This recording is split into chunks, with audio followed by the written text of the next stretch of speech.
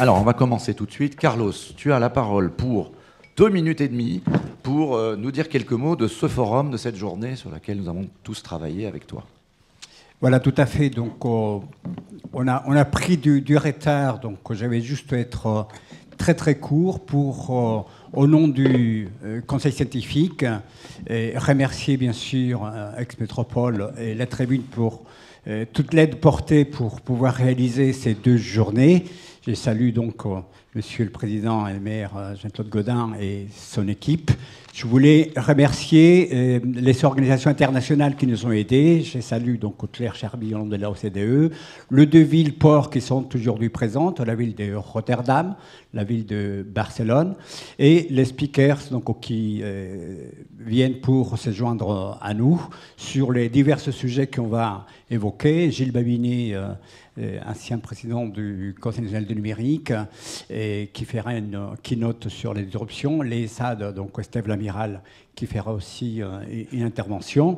Et je voudrais saluer tout l'écosystème scientifique, l'université d'Aix-Marseille, tout l'écosystème de la French Tech, tout l'écosystème des startups, et bien sûr donc l'ensemble de ces intervenants. Ça sera très long de les dénombrer tous, avec hier les ateliers de co-création, une nouvelle formule avec des petites salles de 70 personnes, avec des élus et mélangés à l'ensemble de l'écosystème, parce que notre vision de la Smart City est une vision humaine, est une vision transverse, est une vision dans laquelle ce n'est pas la technologie ni les spécialistes, mais ouverte à tous. Ce ne sera pas plus long. Je voulais tout simplement donc vous dire une fois de plus, Monsieur le Président, donc Jean-Claude Gaudin, Monsieur le maire, combien donc je suis très heureux d'être à Marseille et de pouvoir participer à l'organisation et présider donc la partie scientifique de ces 2 journées et demie. Merci à Jean-Christophe Tortora pour sa confiance, puisqu'on a vécu des moments toujours qui ne sont pas très faciles pour monter ce type d'événements, mais nous y sommes. Merci à tous pour votre présence. Allez, on va arrêter avec les remerciements, on va passer quand même dans le vif du sujet. Alors, on a franchi, Daniel Sperling, cette année, j'allais dire, une étape. On ne parle plus seulement de Smart City, mais de Smart Région. Vous êtes élu à la fois de la ville et de la région. Comment est-ce qu'on peut parler de Smart Région? Je crois que c'est une des ambitions fixées. C'est une grande région, c'est une région de 4,9 millions d'habitants. Non, je connais le chiffre. Moi, je connais le chiffre. 4 950 000. 950 000. D'autres ne le connaissent pas aussi bien. Donc, est-ce qu'ils vivent dans une région...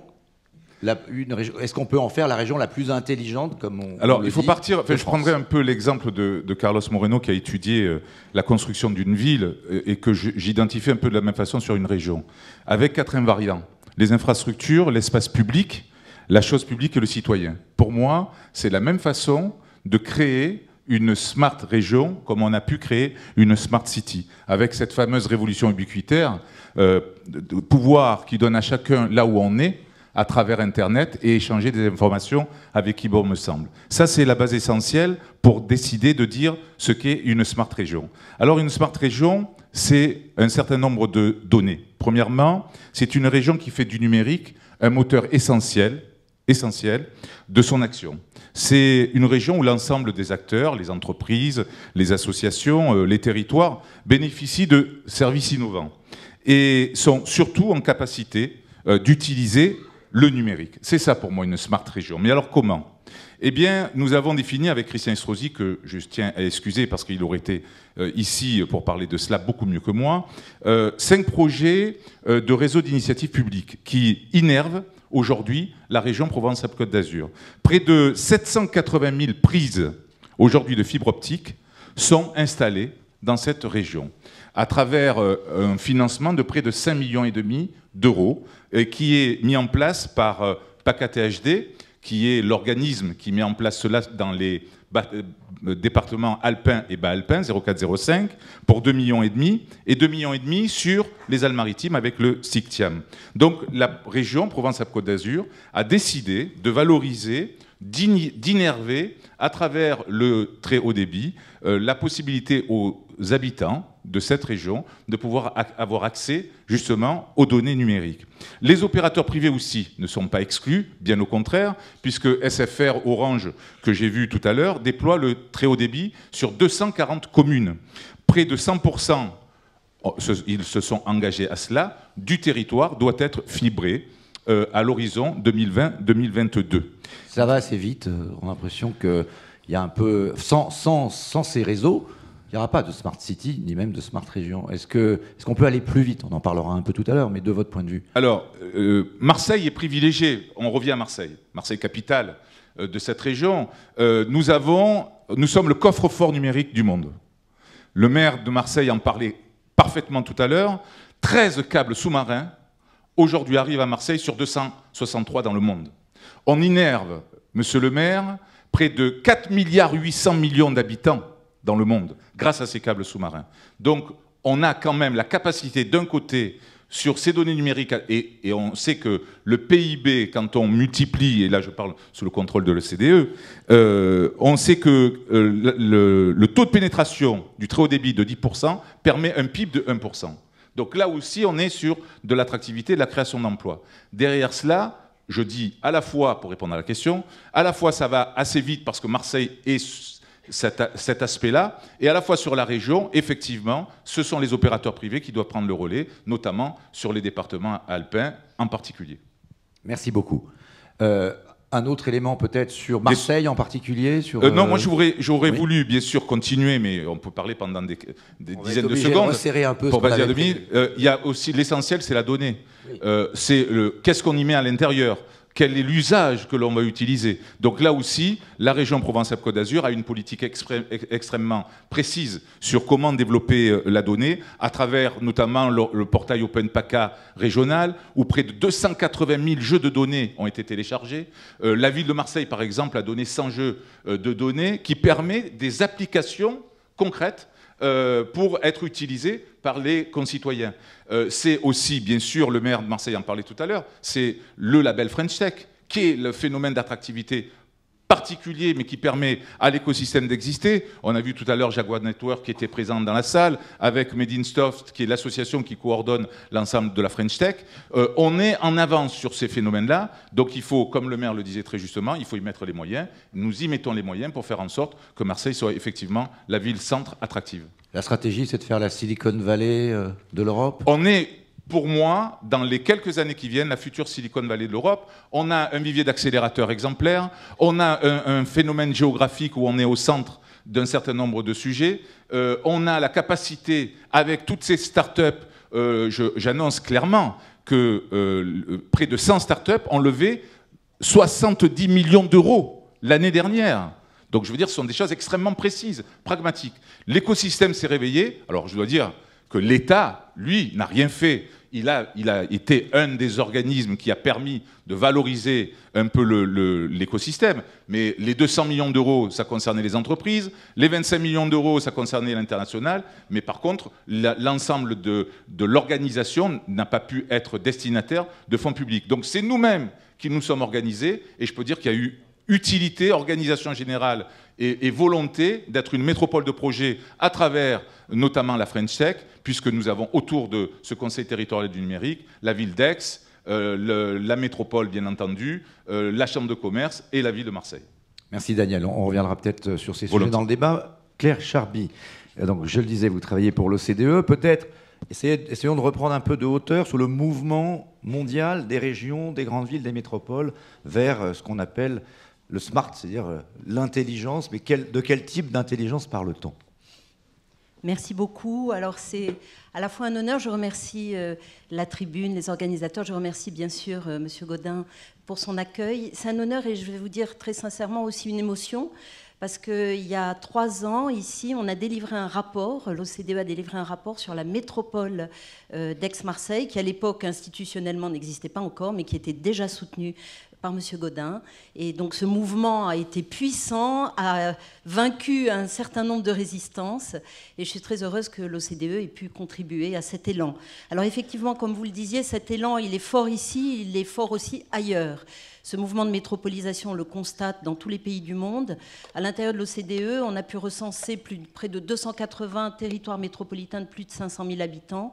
Et sur ces territoires métropolitains des pays de l'OCDE, on a tout un tas de données, de variables qui nous permettent de donner à voir les réalités. Qu'est-ce qui se passe dans ces métropoles? Qu'est-ce qui les rend plus ou moins intelligentes? Ou même pour devenir intelligentes, quels sont les obstacles qu'elles ont à franchir, hein?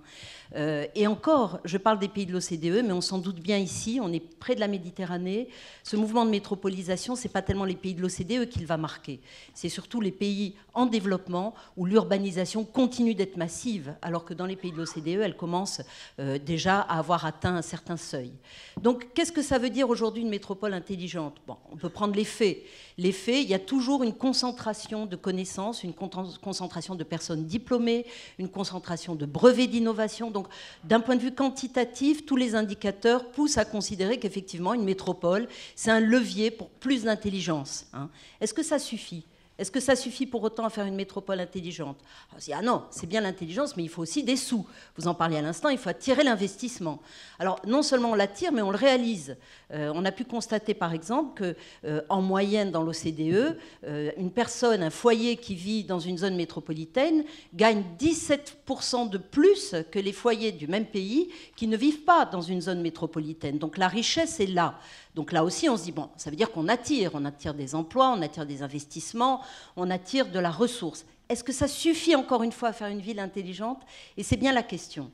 C'est bien la question parce qu'on se rend compte qu'à côté de ces grands facteurs favorables d'agglomération, il y a aussi des facteurs qui marquent, qui sont des difficultés et qu'on constate partout, que ce soit à Rotterdam, on va en entendre parler, dans l'aire métropolitaine de Barcelone, ou ici, des difficultés en termes d'inégalité, des difficultés en termes d'accessibilité. On en a parlé largement ce matin pour la région d'Aix-Marseille. Et nous, on pense à l'OCDE que c'est précisément avec des bonnes solutions de gouvernance, on pourra y revenir, qu'on peut parvenir à rendre vraiment, à réaliser le potentiel de l'intelligence grâce à une gouvernance adaptée à l'échelle de la métropole. Merci. On va continuer notre tour de table, si vous le voulez bien. Philippe Dumont, donc, je le disais, vous dirigez tout ce qui concerne la ville intelligente chez Cisco dans la région.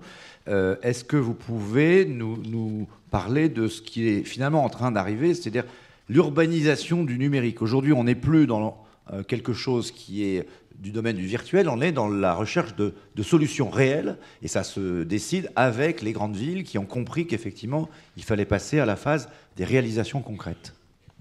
D'abord, un grand merci à la Tribune et à la mairie de nous accueillir pour développer ce sujet.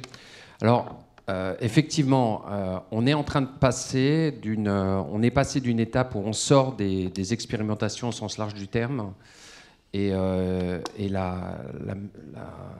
la ville de Marseille est un très bon exemple de ça, où on passe maintenant dans du réel. On a des exemples, vous avez cité Jaguar Télécom, Frédéric Chevalier avec The Camp a été cité plusieurs fois. On est maintenant dans du réel, dans des projets. Alors, cela étant dit, ces projets, ils doivent s'appuyer pour tirer toute la richesse et se transformer en valeur pour nos concitoyens, ils doivent s'appuyer sur un certain nombre de démarches. Et la première, qui n'a pas encore été évoquée, je voudrais juste prendre deux secondes là-dessus, c'est cette ville intelligente, elle doit fournir des services aux citoyens. C'est-à-dire qu'elle n'est pas, c'est pas une démarche technologique, je dirais, c'est même pas une démarche d'infrastructure, c'est avant tout remettre le citoyen au centre de la ville. Et je pense que dans la journée, il y aura sûrement des discussions autour de ça, c'est comment on amène à l'acceptance, comment le citoyen va accepter l'ensemble de ces éléments de technologie qui vont l'habiter. Au-delà de ça, il y a un deuxième enjeu. On a parlé de l'enjeu économique, des coûts et des moyens. Aujourd'hui, l'ensemble de ces solutions numériques sont souvent déployées sur des cas d'usage extrêmement silotés. On va dire que la voirie développe un cas d'usage. On parle de la mobilité urbaine, alors on va développer un autre cas d'usage. Si on ne prend pas une démarche transverse, que je qualifie d'urbanisme numérique, on ne pourra pas tirer l'ensemble des avantages et, de façon plus importante, on ne trouvera pas les modèles économiques qui vont nous permettre d'accélérer. Et si j'ai une réflexion, c'est que je crois qu'aujourd'hui, ce n'est plus un enjeu technologique, je l'ai déjà entendu, c'est vraiment un enjeu de gouvernance. Et l'acteur public est essentiel. On a la chance en France d'avoir une tradition au niveau des directions qui est donnée par l'acteur public. Et je crois que là-dessus, on doit être complètement déterminé et avoir une approche transverse sur l'ensemble de ces systèmes numériques. Et donc réfléchir, comme on a réfléchi aux routes, comme on a réfléchi à toutes les infrastructures qu'on offre. Plus personne, l'équipe de Remède est ici, plus personne ne songe à construire un quartier sans réfléchir à comment les citoyens se déplacent. Les espaces numériques, c'est la même chose. On prône et on pense que les villes qui seront en tête auront réfléchi à une infrastructure multi-usage, sécurisée et surtout très transparente vis-à-vis du citoyen. Hier, on parlait de ville hub, de ville carrefour, de ville plateforme. Est-ce que c'est votre vision, votre définition, ou est-ce que, comme on l'a vu avec effectivement Claire Charby, la question humaine, c'est-à-dire la question de l'acceptabilité aussi par les habitants, doit être placée au cœur? Ce n'est pas que de la technologie.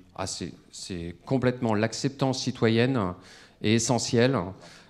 Aujourd'hui, il y a des enjeux de pédagogie et cette journée est essentielle. Et en même temps, pourquoi pédagogique? Parce que le citoyen, aujourd'hui, peut rentrer dans un rejet et voir la ville comme finalement un environnement agressif où l'ensemble de ses gestes, l'ensemble de ses mouvements, l'ensemble de ses déplacements, même si on veut lui offrir un service plus riche, est finalement traqué, donc une perception que la ville devient une sorte d'espion, de Big Brother de son. Donc c'est essentiel, c'est la première chose. Et la deuxième chose, c'est s'il n'y a pas d'avantage pour le citoyen, je ne vois pas pourquoi on les mettrait en place. Enfin, il faut se reposer la question. On n'est pas dans un exercice technologique, on est vraiment dans comment la ville va offrir, et Carlos souvent présente ça, comment la ville va se remettre au centre pour remettre le citoyen dans sa démarche. Donc oui, effectivement, l'ensemble de ces systèmes numériques doivent être complètement acceptés et acquis par l'ensemble de nous-mêmes, qu'on soit touriste ou qu'on soit habitant du lieu. Richard Curnier, si vous passez le micro, donc vous êtes directeur régional de la CDC dans la région PACA. Donc quand on s'est parlé, on essayait de...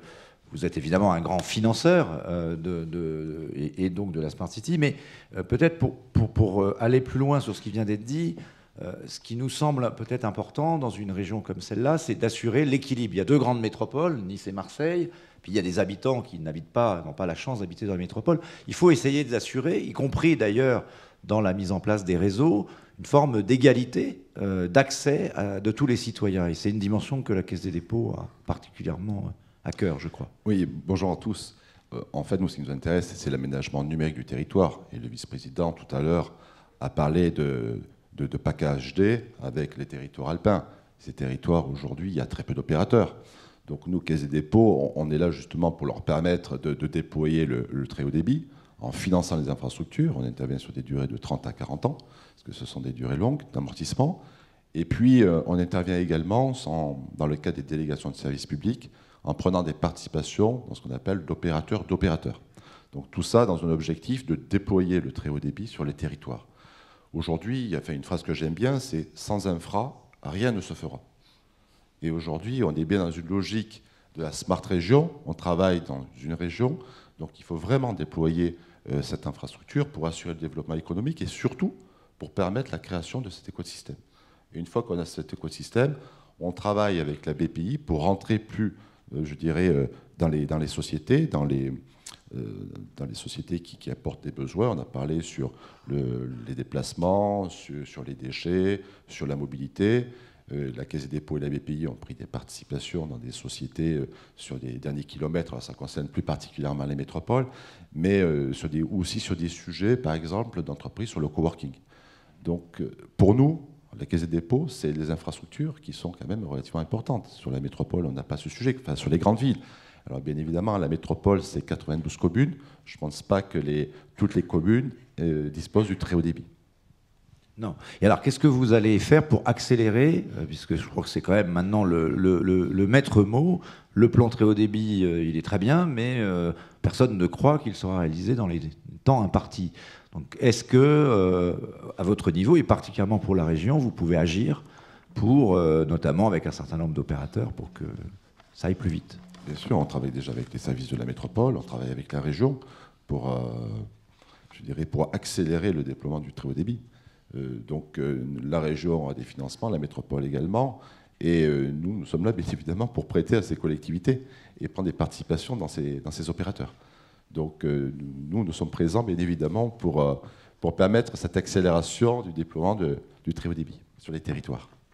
Alors un autre exemple, et on va en parler avec Jacques-Thierry Monti, qui est directeur régional EDF en PACA, c'est évidemment l'énergie. Alors c'est effectivement un domaine où on peut être intelligent, d'ailleurs il faut être intelligent, car l'énergie, ou l'électricité en particulier pour ce qui vous concerne, il faut savoir l'économiser. Donc dans quelle mesure et qu'est-ce que vous faites en particulier dans la région pour appliquer la Smart City à l'électricité? Alors juste avant de parler de l'application en PACA, en Provence-Alpes-Côte d'Azur, pardon, je vais prendre un peu le thème de l'énergie au niveau planétaire, puisque l'énergie est responsable de à peu près 60% des émissions de CO2. Alors l'énergie, c'est 40% la production d'électricité, c'est 40% les usages industriels et 20 ou 25% le transport. Donc la production d'électricité décarbonée, pour nous, c'est un enjeu essentiel. L'électricité est une force pour adresser les problèmes des smart régions dans le monde demain, à condition bien sûr que l'on se débarrasse des énergies fossiles. Appliqué au cas de Provence-Alpes-Côte d'Azur, on est une région où effectivement, on a parlé Jean-Claude Gaudin a cité une région agréable, une métropole agréable, une région agréable. Le cadre de vie est essentiel et la promotion des énergies et des ressources énergétiques locales est fondamentale. Donc notre rôle, c'est de faire en sorte qu'on puisse faire intégrer au mieux dans les réseaux électriques ces nouvelles formes de production d'électricité. Alors on pense bien sûr au solaire, parce que tout le monde pense à ça, mais on a dans le cadre des métropoles des applications concrètes sur peut-être pas des smart grids uniquement électriques, mais aussi des smart grids énergétiques. Je pense notamment sur Euroméditerranée avec tous les nombreux écoquartiers qui se développent et avec des solutions. On va chercher des ressources pas très loin dans la mer pour créer des boucles d'eau tempérée qui font que les besoins d'un quartier de plusieurs dizaines de milliers de mètres carrés, soit servi en chaud et en froid à 75% par de l'eau tempérée maritime. Ça, c'est une des réponses que l'on adresse pour les smart régions ou les smart cities. Voilà. Alors, il y a eu la COP21, il va y avoir la COP22 au Maroc.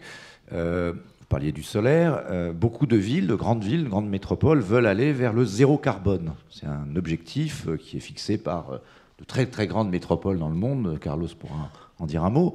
Est-ce que c'est quelque chose qui vous paraît accessible, crédible dans la région PACA?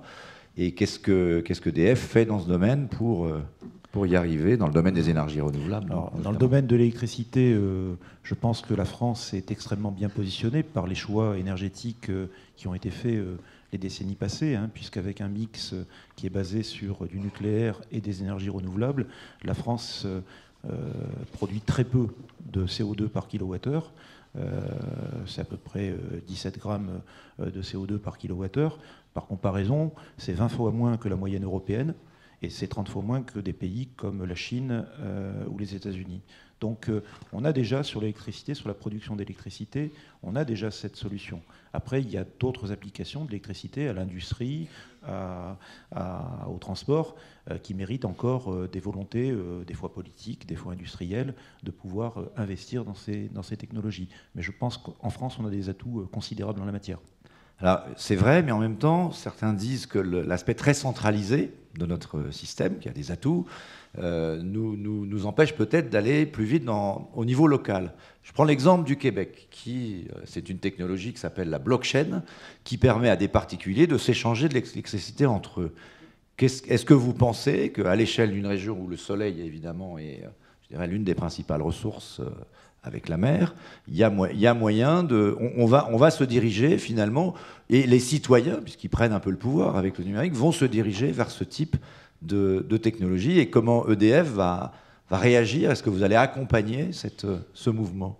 Oui, on l'accompagne, on est même acteur de ce mouvement, puisque avec notre filiale EDF ENR, on a développé une offre qui s'appelle Mon Soleil et moi. Donc on est en plein cœur du sujet de ce qu'on appelle l'autoconsommation, et on a l'ambition effectivement d'apporter un certain nombre de réponses, et y compris dans le cadre d'un projet qui sera sans doute débattu dans d'autres tables rondes de la journée, qui s'appelle FlexGrid, le projet de la région Provence-Alpes-Côte d'Azur. On a des projets concrets d'EDF sur de l'autoconsommation, comme vous parlez de blockchain, nous on parle d'autoconsommation à la maille d'un quartier. Donc on est effectivement présent sur cette dimension-là, mais je voudrais juste rajouter ce qu'a dit Jean-Christophe Tortora en introduction, puis M. Dumont, vous l'avez pointé, c'est le rôle du citoyen. là on se rejoint tous sur cette thématique, parce que si le citoyen ne prend pas connaissance qu'il est acteur de cette transformation, on pourra mettre autant d'objets connectés. Il y a des chiffres qui parlent de 50 milliards d'objets connectés en 2020, 70 milliards, enfin on ne sait pas trop, de toute façon il y en aura beaucoup. Il y en aura beaucoup.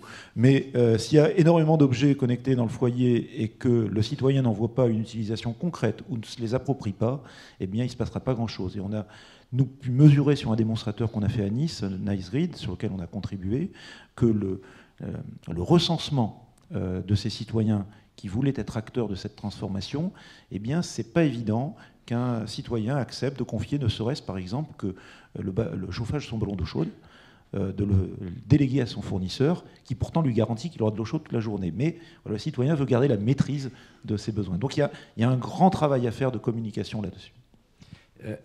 Daniel Sperling, un mot, oui. Oui, je voudrais revenir sur effectivement le citoyen. Marseille a cette histoire. Le citoyen est au cœur de sa démarche numérique. Le citoyen à part entière est un citoyen bien informé. Quand Jean-Claude Gaudin nous a confié nos délégations, il a aussitôt compris qu'il fallait lier le lien social avec le numérique. C'est pour cela que dans le cadre de ma délégation, j'ai à la fois le numérique et le mieux vivre ensemble. Un exemple très précis et très concret. Les bailleurs sociaux se sont posé la question de savoir comment, dans le cadre de la fracture numérique, on pouvait faire en sorte, qui est donc la fracture sociale, faire en sorte d'avoir accès au triple play, Internet, télévision, téléphone, pour les habitants qui étaient dans les logements habitation, loyer modéré. Eh bien, nous avons, avec un opérateur, SFR pour ne pas le nommer, fait en sorte de permettre à 55 000 Marseillaises et Marseillais d'avoir accès à 4,20 € au triple play. Donc le citoyen est vraiment au cœur de cette démarche. De la même façon que Lorraine Escaradec, présidente d'Euroméditerranée, adjointe au maire, a lancé l'opération Quartier Libre, qui est un grand quartier de rénovation autour de la Belle de Mai et Saint-Charles. Eh bien, le citoyen est au cœur de cette transformation. On a consulté 10 000 Marseillaises et Marseillais qui se sont exprimés sur comment ils allaient voir ce nouveau quartier qui allait être bâti avec eux, pas contre eux.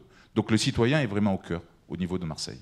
Claire Charby, quelques mots là-dessus? Oui, juste quelques mots sur cette question du citoyen. Moi, je mettrais le citoyen, l'entreprise, l'investisseur. Ils sont au centre, effectivement, de la décision qui façonne l'avenir des villes, qui les rendent plus ou moins intelligentes. Or, ces acteurs-là, leurs préoccupations ne sont pas forcément délimitées par les frontières administratives. Et très souvent, quand on a par exemple à aménager des liens entre des zones urbaines et des zones rurales, que ce soit pour faire du hard ou du soft, on se retrouve face à une pluralité d'acteurs, et cette fragmentation-là, elle est très destructrice du capital. Donc je voudrais simplement signaler qu'il y a des chiffres qui attestent, je mets ma casquette de l'OCDE, hein, il y a des chiffres qui attestent du fait qu'une trop grande fragmentation dans une aire métropolitaine, une fragmentation entre municipalités, une fragmentation institutionnelle, eh bien ça correspond à une baisse du PIB par tête. Donc, où est le lien? L'intelligence, ça commence dans la tête. L'intelligence, ça commence surtout pour avoir, si on veut penser des réseaux, il faut les penser à la bonne échelle, il faut les penser multisecteurs, on l'a évoqué. Les penser à la bonne échelle multisecteur, ça veut dire avoir une structure qui fait office d'intégrateur, de mise en cohérence, d'où le poids des métropoles. Et encore un point important, ces métropoles, c'est pas simplement tourné vers elles.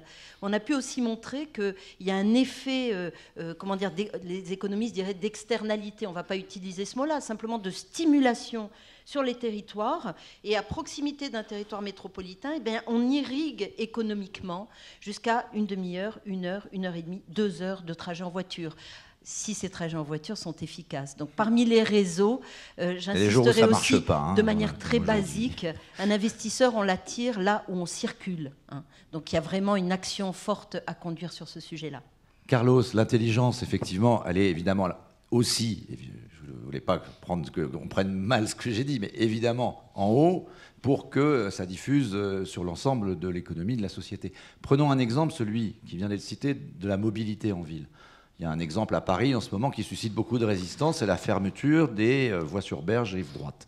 Et on cherche à canaliser, à changer les habitudes et effectivement à faire s'évaporer une partie du trafic. Si on prend, le cas de Marseille est un peu particulier, on peut en parler avec Daniel Sperling, mais c'est probablement la même chose. À un moment donné, Ces villes intelligentes du futur, pour qu'elles soient zéro carbone et plus agréables à vivre, il faudra qu'elles s'adressent, et ce ne sera pas facile évidemment, avec les commerçants, les citoyens, à réduire la part de la voiture ou avoir des voitures connectées. C'est un des premiers objets connectés, on le voit bien, avec le mondial de l'automobile. Je vous renvoie à la une de la Tribune. Tous ces sujets sont aujourd'hui en train d'aller très vite, très très vite. On est en train de tester des taxis autonomes aux États-Unis, de la part d'une grande entreprise américaine, californienne, dont je ne citerai pas le nom parce que c'est un nom qui fâche, qui commence par U. Mais voilà, donc, Carlos, quand on voit toutes ces évolutions qui vont très très vite, intelligence artificielle, voilà, est-ce qu'on va arriver à aller vers cette ville intelligente sans blocage avec les citoyens? Comment dialoguer pour montrer qu'il y a un bénéfice, un côté win-win dans la ville de demain? Tout à fait. Je pense que c'est très important de prendre conscience qu'au XXIe siècle, sur les 20 années à venir, nous sommes confrontés à 3 défis majeurs, qui est donc l'explosion de la métropole au niveau démographique, l'ubiquité dont on parlait donc au niveau massive, mais également les changements climatiques et ses conséquences. Ce sont 3 phénomènes qui sont donc aujourd'hui présents devant nous et qui constituent également des feuilles de route sur les 15-20 années à venir. Quand on regarde au niveau mondial, les grandes réunions mondiales, donc nous avons à Quito Wind Habitat donc, dans 3 semaines, à Bogota, les congrès des collectivités locales et territoriales dans 10 jours, et la semaine prochaine, nous serons à Rotterdam pour la conférence mondiale Ville et Port. Quand on prend du recul, qu'on regarde donc, le phénomène métropolitain, quand on regarde ce qui se passe donc, à Marseille, Barcelone, Vancouver, New York, Tokyo, Séoul, pour en citer une grande ville, nous prenons conscience que c'est un phénomène planétaire et que la discussion que nous menons sur la mobilité, sur la biodiversité, sur la place de la nature, sur la place des piétons, sur le rôle des citoyens par rapport aux services, sur les nouveaux usages, les nouveaux modèles économiques des villes, donc on parlait des Uber en pointillé, nous amène à penser qu'en fait, c'est le modèle de la ville qui lui-même est en train de changer. Nous sommes aujourd'hui, à la croisée de chemin, on parle donc des impacts des nouveaux modèles économiques des grandes plateformes, Uber, Airbnb, qui touchent la ville. Mais en fait, je pense qu'au niveau de la métropole et de la ville, nous sommes confrontés à, d'une part, assurer les rayonnements d'une métropole. Je reprends ce qui est Claire Cherby d'un point de vue statistique. L'influence d'une ville, c'est des 120 km autour d'elle. Tout ce qui se passe autour des 120 km est impacté par le phénomène urbain, métropolitain, citadin. Il y a une capacité d'absorption extrêmement forte. Et de l'autre côté, les problématiques des services, donc telles que la mobilité, les nouveaux services et les nouveaux usages, pour donner lieu à une intelligence urbaine, se traduisent par un concept qu'on appelle l'hyperproximité, que je vais traduire simplement par un terme scientifique. C'est ce que nous appelons la ville du quart d'heure. Voilà. C'est-à-dire que nous sommes confrontés à ces paradoxes des villes qui rayonnent à 120, 130 km autour d'elles. Mais les facteurs de qualité de vie, ils se jouent dans ce qu'on appelle la ville du quart d'heure, c'est-à-dire qu'une personne, un habitant de la ville, quand à un quart d'heure d'elle, en déplacement, accède aux services premiers, secondaires et tertiaires, donc au travail, domicile et loisirs, si ces quarts d'heure est effectif, nous avons des gens heureux dans la ville et contents de vivre dans la ville. Dès que vous dépassez les quarts d'heure et que ça devient 1 heure, que ça devient 1h30, aller, retour, que ce soit pour aller travailler, pour aller vivre ou pour aller au loisir, nous sommes dans les cas de villes dans lesquelles le citoyen n'est pas heureux. Donc moi je réponds, quand on discute sur une problématique comme la fermeture des voies sur berge ou d'autres, que la problématique centrale, elle n'est pas de se poser la question si j'ai plus ou moins de nature à côté de la Seine ou pas. C'est comment je peux traduire de manière systémique par rapport à ce que tu citais, Daniel, tout à l'heure, c'est-à-dire l'infrastructure urbaine, les services ubiquitaires, les espaces publics et la qualité de vie citoyenne, je les fais converger pour que la qualité de vie soit à un quart d'heure. Et quand on approfondit cette situation-là, le concept d'hyperproximité s'est traduit par avoir donc, ce qu'on appelle des quartiers de proximité qui sont dans les grandes villes. Quand vous regardez ce qui se passe à Tokyo, qui est une ville donc au monde, une mégalopole, 35 millions d'habitants. Vous en avez ce qu'on appelle des quartiers d'hyperproximité à Tokyo. Vous avez de vélos, vous avez même des espaces de jardinage qui sont à l'intérieur de la ville et qui coexistent avec cette grande ville mégalopolitaine. Donc moi j'ai dit que pour en arriver là, il faut que le concept de mégalopole, de métropole et des villes que nous gérons aujourd'hui soit transformé, puisqu'il est absolument donc indispensable d'offrir des espaces de vie, des espaces de loisirs et des espaces donc, de partage citoyen avec ces concepts polycentriques. Tant qu'on a besoin d'habiter en périphérie et faire 1 heure pour arriver à son lieu de travail, tant qu'on est obligé de passer d'un endroit à l'autre, donc tous les problèmes de mobilité, quelle qu'elle soit la fermeture ou l'ouverture qu'on fera des voies, restera tout entier. Donc nous avons besoin de villes polycentriques, des villes polyfonctionnelles et des villes dans lesquelles le modèle économique va changer. Je finirai en disant que dans les métropoles, les logements et la manière comme on conçoit le logement dans les 10 années à venir vont être impactés par un nouveau modèle économique et social. C'est-à-dire que nous n'irons plus à louer des surfaces dans lesquelles on habite, on va payer pour un service qui est les surfaces dans lesquelles on habite, et on va inclure dans nos loyers ou dans nos traites des services des proximités comme un bouquet de services propre à l'économie numérique qui nous permet de traverser la ville sans débourser pas plus. Ce sont les nouveaux modèles économiques, ce qu'on appelle le modèle du logement social, donc à venir, impacté par les modèles du numérique. Merci Carlos.